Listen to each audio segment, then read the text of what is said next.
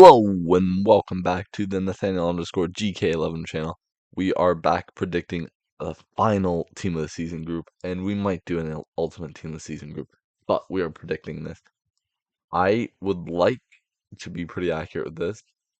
This one's really up in the air because I feel like there's a lot of possibilities with this one. Um, so yeah, I've kind of struggled with this one. I really didn't know what to put. Um, so yeah, let's get into the video without further ado. And before that, actually, let's get into a quick message. I would just greatly appreciate you guys subscribing. I mentioned in the last video these take a lot of time, a lot of effort. Just even like liking the video makes a big difference. It helps with the algorithm, makes this channel show up more stuff from this channel, stuff like this, and doing this is one of my favorite things to do, and that's something that I would greatly love to do in the future. We got more videos coming out. Weather's getting nicer, so I am gonna work on some football videos soon, maybe. I do want to do some iconic goal recreations. One shot, uh, sorry, one touch volley, for example. Um, so like the Angolo Kante goal and such, if you guys know what I'm talking about. So yeah, I'd love to see that stuff coming out soon. And liking and subscribing greatly helps, and it tells me you guys like this kind of content. And yeah. Yeah, and just helps me out overall. So without further ado, let's get into the video. All right. So first we have our starting 11. Obviously, there are going to be some really obvious players here. And we had to start off with none other than Lamine Yamal. Where would this video be without him? Obviously you guys can kind of tell by the way these were the first set made. Because I was really excited to make that. So yeah, we have Lamine Yamal, of course. He's shown tremendous strength this season. His dribbling's been absolutely crazy. And he really is just an excellent player, best right wing in La Liga. He has that playmaking ability, which is what really puts him apart from everybody else. Lewandowski, now this is a bit of a toss-up between him and Kylian Mbappe.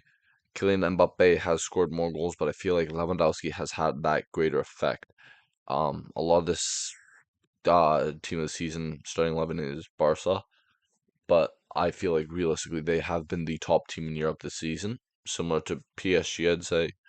Um, PSG, Liverpool, and Barcelona are the best teams there are this season. So, continuing, we have our left wing. Obviously, no one else it could be. Rafinha, he really just cleared Vinicius with his playmaking ability, with his assisting ability, his goal scoring ability, and has had a tremendous UCL campaign. He really has just shown so much more strength, and yeah, Vinicius I think has had a really stinky season. So yeah, I think 95 is a bit low for him as well, but this is when I was trying to predict ratings better. And then now we have our center mid or our midfielder positions. First, of course, goes to Jude Bellingham. I'm only saying a 97 just because he got a 97 last season, and EA doesn't really seem to care about rating. So, I'm predicting like a 97 is somewhat accurate. So, yeah, I don't know. I don't think he's played like a 97, but we'll see. And moving on, we have Ohayan Sanchez, of course, a key player in this Athletic Bilbao club. He really has just supported them to a level that no one really saw them at. So yeah, his passing, his dribbling, he does create chances that is something that looks like it could never work. So yeah, our final midfielder has to be Pedri. Pedri, despite a lot of people saying, "Oh, Golaire has more goals and assists, Bellingham has more goals and assists," a midfielder never has and never will be about goals or assists. That does play a factor. But a midfielder should be a well-rounded player, a player that is good on and off the ball. That you can't necessarily show in stats. You can show in gameplay, like how Pedri plays. But I feel like a lot of people are missing that, and he kind of gets put on the back burner because of that. So yeah, and then moving on to our defense. Now, this I feel like was a lot more of a straight shot. Except for the left back. The left back was a little bit tricky, but I came up with this. Jules Koundé, obviously keeper on this Barca squad, has been putting in goals and assists with um whipped crosses and all that. Moving on to our center backs, Inigo and Vivian. Danny Vivian and Inigo Martinez have arguably been the greatest center backs for a while. And we haven't really seen players like that play like this. Inigo Martinez was thought to be done his career, and all of a sudden he came back. And Danny Vivian has really been pretty quiet overall, and then all of a sudden he's kind of come out of nowhere to show this. And another player from Athletic Club Bilbao. So yeah, and then moving on, we have Diego Rico. It was tough because I want to put in Raul Asensio. Raul Asensio, I feel like has deserved a place, but he's not in this FIFA or EAFC, sorry. So it's one of those things where you kind of have to pick. And I was like, you know what? It unfortunately, if he was in the game, I would have put him in, but he just wasn't, and there was nothing I just could have done about that, right? So yeah, moving on to our goalkeeper and our final player, the only player from the arguably third most successful club in Spanish history, Jan Oblak. Atletico Madrid, oh, sorry, Atletico Madrid goalkeeper. Obviously, I don't know what that playstyle was on the top there. The playstyles on the interface I was using don't always work the best, and I feel like that's what happened there. So yeah, um, and that's the starting 11. I feel like this would be a really solid starting 11. There we go. Got it out. And yeah, then we'll move on to our substitutes. Obviously, some players are in here. I left one, which everyone's going to say, oh, well, he should have been first. I have my own things with these players. So, Julian Alvarez, excellent player. He has just been absolutely amazing. He has been a great, almost replacement to Griezmann. Griezmann was almost like that striker that was able to drop a little bit deeper to create those passes for wingers and such, and create that ability realistically that not many strikers have these days. You see target forwards that just smash the ball in net. He has that dribbling ability as well. He's a really good overall striker and an overall player. So I feel like he puts in a lot of that effort that you don't necessarily see in other players. And that kind of leads us into our next player, Vinicius Jr. He does none of that. He is fast and he can dribble, but the dribbling gets to his head. Can't really dribble out well in the end.